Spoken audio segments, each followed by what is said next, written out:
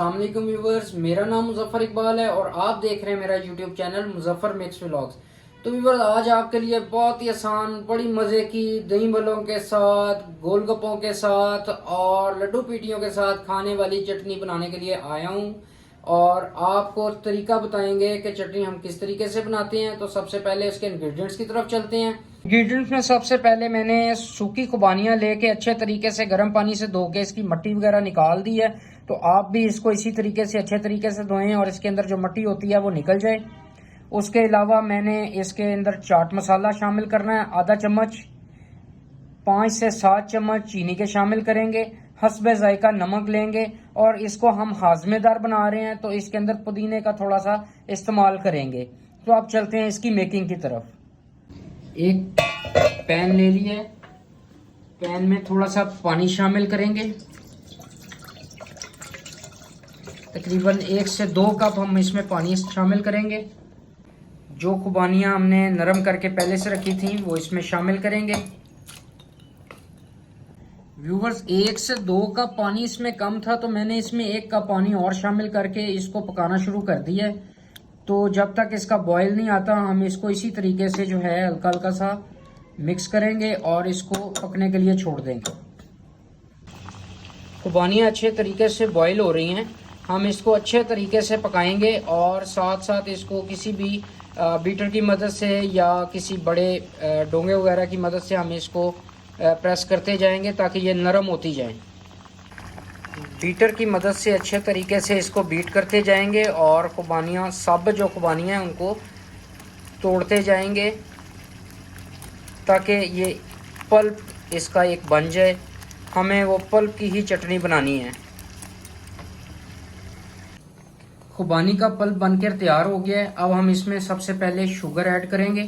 3 से 4 चम्मच मैंने शुगर के लिए।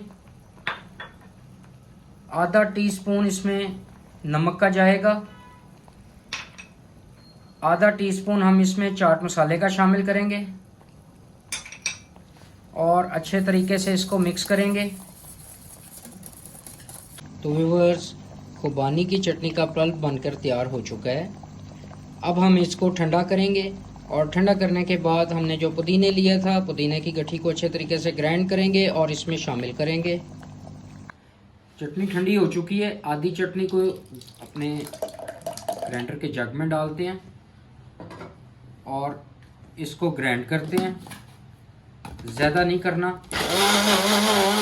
बस बहुत इतना। एक अलहदा से डोंगा लिया उसमें निकाल लेंगे। इसी तरीके से बाकी की जो थी उसको भी डालेंगे और हल्का सा ग्राइंड कर लिया है, इसको भी शामिल करेंगे बाकी में।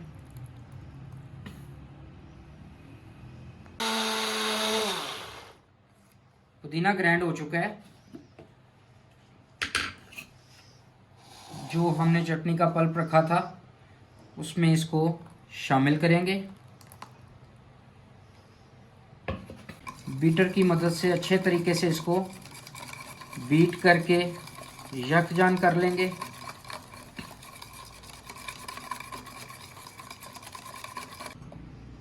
एक छोटी ट्रे में निकाल लेंगे और इसमें हम सर्व करेंगे।